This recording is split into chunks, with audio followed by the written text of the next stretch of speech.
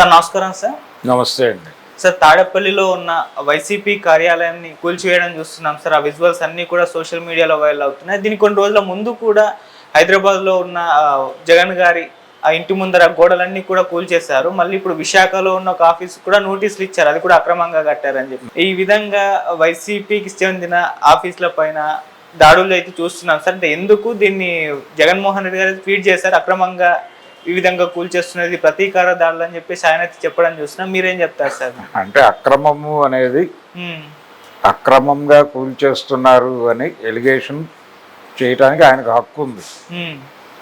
కానీ 5 ఏళ్ళు వాళ్ళు పరిపాలించినప్పుడు ప్రాపర్ అనుమతులు ఎందుకు తీసుకోలేదు అనేది, అంటే ఇప్పుడు ప్రజావేదిక కూల్చివేతతో ప్రారంభమైనటువంటి పాలన అయింది జగన్మోహన్ రెడ్డి. కాబట్టి తను చేపట్టే నిర్మాణాలకు సంబంధించి కనీసం జాగ్రత్తలు తీసుకోవాల్సినటువంటి చైతన్యం ఉందని అనుకుంటాం ఆయనకి. కానీ ఈ 2 నోటీసులు వచ్చినటువంటి 2 కూల్చివేతకు గురైనటువంటి కేంద్ర కార్యాలయం, తాడేపల్లిలో ఉన్నటువంటి కేంద్ర కార్యాలయం, అలాగే విశాఖలో ఉన్నటువంటి కార్యాలయం. విశాఖది అనుమతుల కోసం అప్లై చేశారు, కానీ ఎక్కడ అప్లై చేయాలో అక్కడ అప్లై చేయలేదు. అంటే దానికి గ్రేటర్ విశాఖ మున్సిపల్ కార్పొరేషన్ నుంచి అనుమతులు కావాల్సి ఉంది, ఇంకో చోట అప్లై చేశారు. ఒక 10,000 ఎంతో డిపాజిట్ చేశారు, తర్వాత కొన్ని లక్షలు పే చేశారు విడిగా. తర్వాత ఈ ప్రాసెస్ అంతా జరుగుతోంది. ఎందుకు వేగంగా పని కంప్లీట్ చేసుకోలేకపోయారు అనేది ఒకటి. అంటే నెమ్మదిగా చేసుకుందాంలే, మనదే అధికారం అనుకుని ఏదైనా అలా వ్యవహరించారా అనేది ఒక వెర్షన్. ఎలాగో మనమే గెలుస్తాం కదా, అప్పుడు చూసుకుందాం అనుకున్నారా? దానికంటే కూడా ఇక్కడ ఉద్యోగుల నుంచి ఒక రకమైనటువంటి నిర్లిప్త ధోరణి మొదలైంది జగన్ పాలన పట్ల అనేది అర్థమవుతుంది. చాలా ఎర్లీగానే మొదలైంది అది. చాలా అంటే ఆయన పరిపాలన విధానం అర్థమవగానే ఉద్యోగులు కొంచెం జరగటం మొదలుపెట్టారు పక్కకి. ఈ క్రమంలోనే ఈ డిలేస్ అన్నీ జరిగినాయి. దీన్ని అవకాశంగా తీసుకున్నారు ఇప్పుడు, అంతే. దీన్ని అవకాశంగా తీసుకుని కాగితాలు చూపించే కూలగొట్టేటువంటి కార్యక్రమం మొదలుపెట్టారు. అది తాడేపల్లిలో కావచ్చు, విశాఖలో కావచ్చు, హైదరాబాద్లో కావచ్చు. హైదరాబాద్లో నిజానికి సంబంధిత శాఖ నుంచి క్లియర్ ఇండికేషన్ లేకుండానే కూల్చివేతకు కదిలారు అనేది కదా మనం ఆ రోజు విన్నది, చూసింది. వాళ్ళు వద్దని చెప్పారు కదా, తర్వాత ఆగింది కదా అది. కూల్చివేతలు మొదలుపెట్టిన తర్వాత ఆ కన్సర్న్ డిపార్ట్మెంట్ వాళ్ళు వద్దని చెప్పాక ఆగింది కదా. ఇక్కడేమో సెక్యూరిటీ పోస్టులు, అంటే రోడ్డు మీదకి, అంటే ప్లాట్ఫామ్ మీదకి వచ్చినటువంటి కన్స్ట్రక్షన్స్ కూల్చారు. అక్కడ ఏకంగా వాళ్ళు కన్స్ట్రక్ట్ చేస్తున్నటువంటి బిల్డింగ్నే కూల్చారు తాడేపల్లిలో. తెలంగాణలోను ఆంధ్రాలోను కూడా కక్ష సాధింపు మొదలవటం. కక్ష సాధింపుగానే చూడాలి. నోటీసులు ఇవ్వటం ఓకే, విశాఖపట్నంలో జరిగింది అదే. నోటీసులు తీసుకెళ్ళి అంటించి వచ్చారు, ఓకే. కానీ తాడేపల్లిలో కూల్చారు. కూల్చటం అంటే చాలా సందర్భాల్లో జరుగుతుంది. కక్ష సాధింపు అనేది మొదటి నుంచి భారత రాజకీయాల్లో ఉన్నదే, కొత్తగా వీళ్ళు పట్టుకొచ్చింది కాదు ఈ సంస్కృతి. కాంగ్రెస్ హయాంలో కూడా ఇలాంటి కక్ష సాధింపు చర్యలు ఉండేవి. దీనికి క్లాసిక్ ఎగ్జాంపుల్ ఏంటంటే, విజయవాడ నగరంలో 2 సినిమా హాళ్ళు ఉంటాయి పక్క పక్కనే. కళ్యాణ్ చక్రవర్తి అనే థియేటరు, తర్వాత రామా టాకీస్ అని చాలా పాపులర్ థియేటరు. ఆ 2 పక్క పక్కనే ఉంటాయి. రెండిటికి కలిపి ఒకే ప్రహరీ గోడ ఉండేది, అంటే ఒకే గోడ ఉండేది మధ్యలో. తొలి రోజుల్లో, కళ్యాణ్ చక్రవర్తి ప్రారంభమైన తొలి రోజుల్లో రామా టాకీస్ ఆనుకునే ఉండేది. ఆనుకుని ఉన్నప్పటికీ థియేటర్ కొంచెం పక్కకు ఉండేది.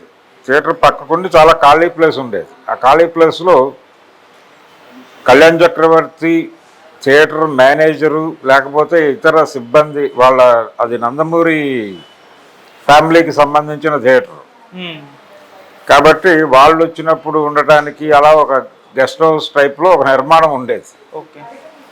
ఆ నిర్మాణం పక్కన ప్లేసు అంతా వాళ్ళు సినిమా థియేటర్కి వాడేవాళ్ళు. ఇది చాలా కాలం కొనసాగింది. ఎప్పుడైతే ఎన్టీ రామారావు గారు రాజకీయ ప్రవేశం చేస్తున్నాను అని ప్రకటించాడో అప్పుడు అధికారులు కళ్ళు తెరుచుకుని ఈ రామా టాకీస్కి కళ్యాణ చక్రవర్తి థియేటర్కి మధ్యలో ఒక సందు ఉంది మాస్టర్ ప్లాన్ ప్రకారం అని అప్పుడు గుర్తొచ్చింది. అప్పటి వరకు గుర్తు రాల. అప్పటికి దాదాపు 10 సంవత్సరాల పాటు అలాగే కొనసాగింది. అంతకుముందు అది మొత్తం ఏకముక్కగా ఖాళీ స్థలంగా ఉండేది. అక్కడ ఒక ఆయుర్వేద వైద్యశాల ఉండేది. జనాలు వచ్చేవారు. తర్వాత దాన్ని ఎన్టీఆర్ కొనుగోలు చేసి సినిమా హాల్ నిర్మాణం ఇలా జరిగింది. ఈ రోడ్డు ఉన్న సంగతి, అలాగే ఈ ప్రహరీ కూడా కొంచెం రోడ్డు మీదకు ఉంది అనేది కూడా అప్పుడే కనిపెట్టారు. ఈయన రాజకీయాల్లోకి వస్తున్నారని ప్రకటన ఇవ్వగానే అది కక్ష సాధింపే కదా. ఇమ్మీడియట్గా వచ్చి పగలగొడతాం అన్నారు వాళ్ళు. అంటే ఈయనేం చేశాడంటే నేనే పగలగొట్టుకుంటాను, నాకు 1 వీక్ టైం ఇవ్వండి అని చెప్పి ఆ బిల్డింగ్ తీసేసి ఆ రోడ్డు మేరకు వదిలేసి ఆ మెయిన్ గేటును కొంచెం వెనక్కి జరిపి కట్టి ఆ సమస్యను పరిష్కరించుకున్నారు. ఇప్పుడు ఆ థియేటర్ లెవెల్ అని పగలగొట్టేశారు. అక్కడ ఏదో కాంప్లెక్స్ వస్తుంది. ఇలాంటి కక్ష సాధింపులు చాలా చోట్ల కనిపిస్తాయి.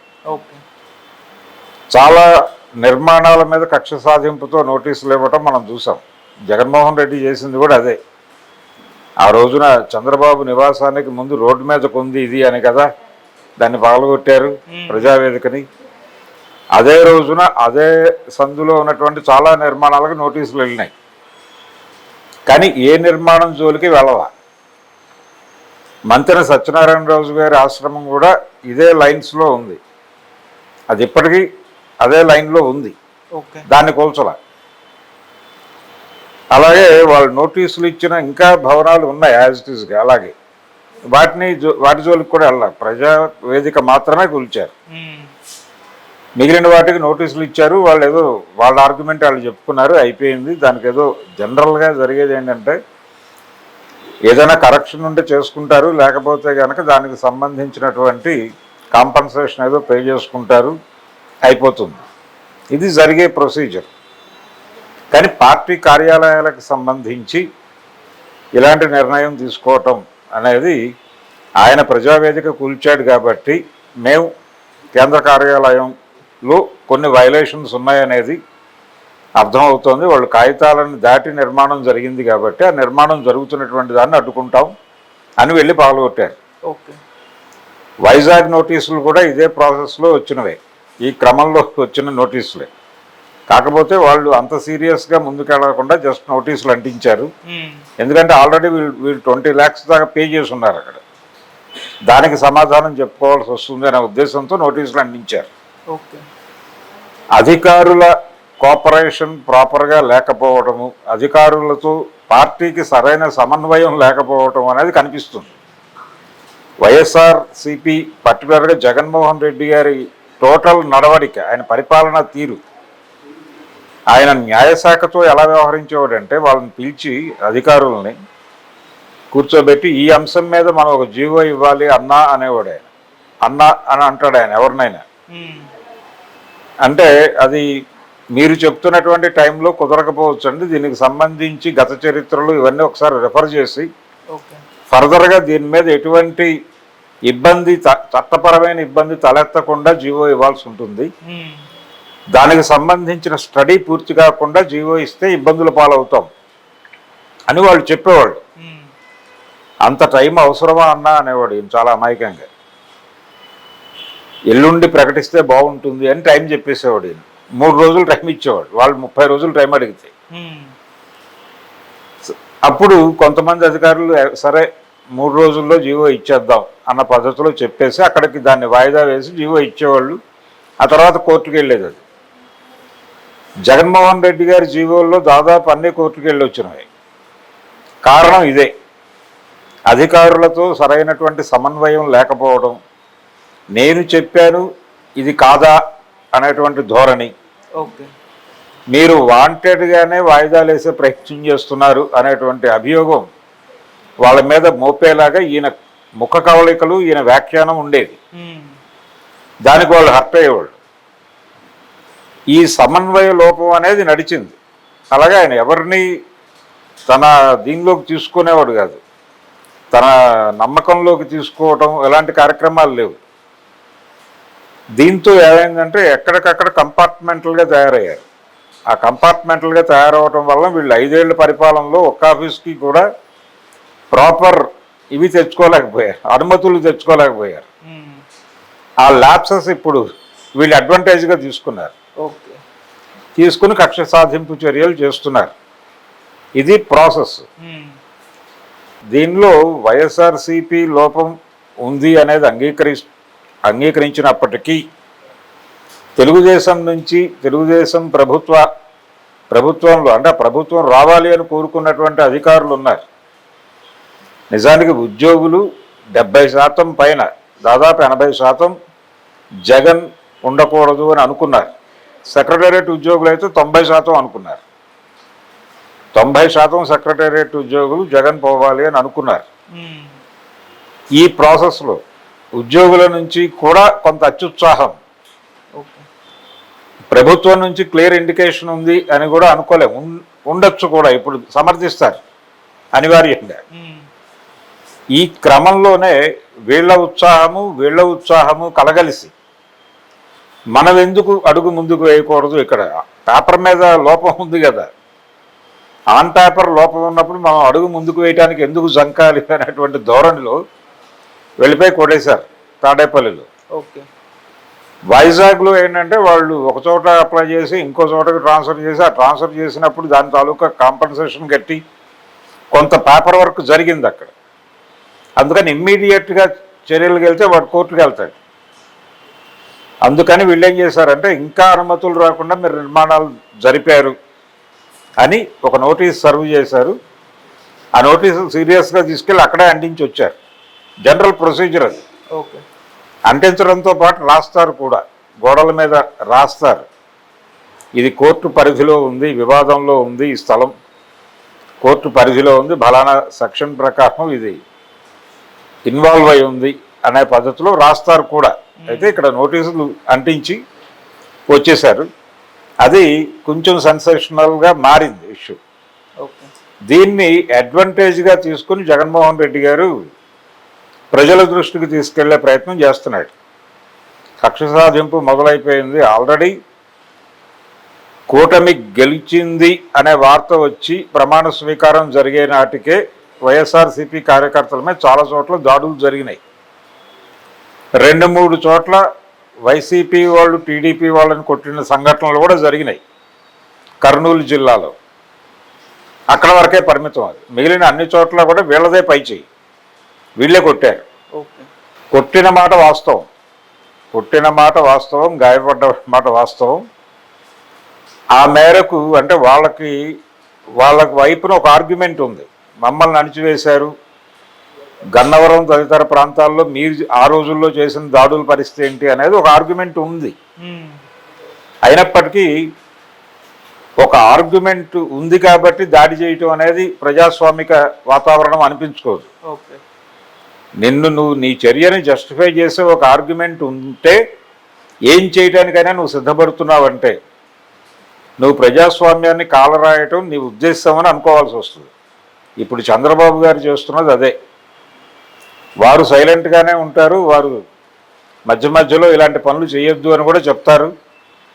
పవన్ కళ్యాణ్ గారు కూడా అదే చెప్తారు. ఈరోజు ఆయన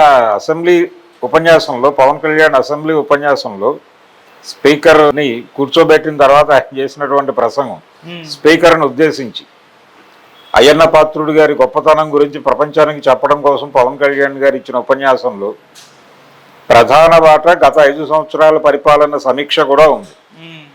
అదెందుకు?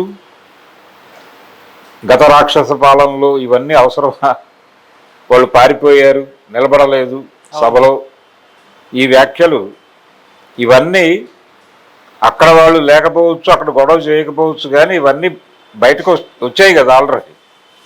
ఇది కాదు, నువ్వు ఏదైతే ఆదర్శంగా మాట్లాడతావో విడిగా, గతంలో ఏ ఆదర్శం గురించి అయితే నువ్వు మాట్లాడావో ఆ ఆదర్శాన్ని పక్కన పెట్టి ఈ రోజున వ్యవహరిస్తున్నారు వీళ్ళు అందరూ అనటానికి ఈ రోజున పవన్ కళ్యాణ్ గారు చేసిన అసెంబ్లీ ఉపన్యాసం కూడా ఉదాహరణ.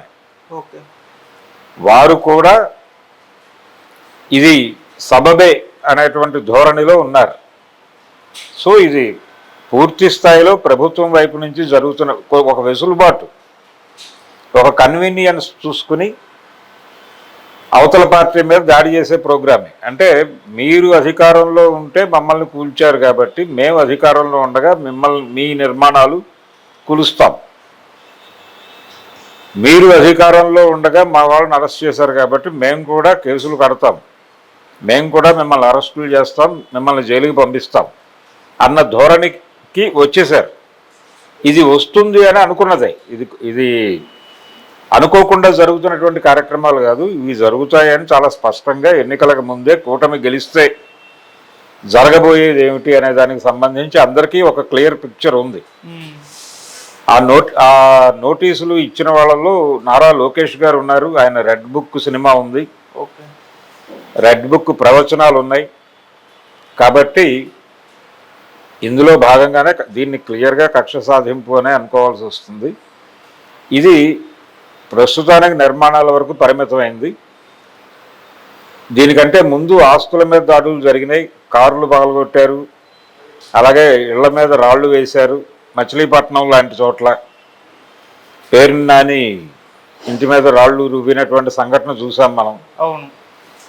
మరొక చోట వెహికల్స్ తగలబెట్టారు. ఇవన్నీ జరిగినాయి.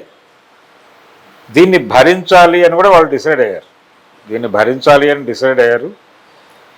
ఇది నెమ్మదిగా సద్దుమణుగుతుంది. ఇది సద్దుమణిగిన తర్వాత అరెస్టుల పర్వం మొదలవుతుంది. ఈ అరెస్టుల పర్వంకి దీనికి మధ్య ఫేజ్లో కొంతమంది లొంగుబాటు ప్రకటిస్తారు. ఈ లొంగుబాటు ప్రకటించిన వాళ్ళని ఎక్కడో చోట అకామిడేట్ చేస్తారు. అది జనసేనలో చేస్తారా లేకపోతే బీజేపీలో చేస్తారా అనేది నెమ్మదిగా కాలం నిర్ణయిస్తుంది. ఇది జరగబోయేటువంటి పరిణామం. వచ్చే ఎన్నికల్లో ప్రజలు తిరిగి అవతల పార్టీకి మెజారిటీ ఇస్తే ఇవన్నీ వాళ్ళ పుస్తకంలో రాసుకుంటారు. ఇప్పుడు లోకేష్ గారు ఎలాగైతే గ్రంథస్థం చేసుకుని ఆ ప్రొసీజర్ ప్రకారం ఫాలో అవుతున్నారు అనుకుంటే ఇలాంటి గ్రంథమే వాళ్ళు రూపొందిస్తారు. ఇది జనరల్ ప్రాక్టీస్లోకి వెళ్ళిపోతుంది అని అనుకోవటం.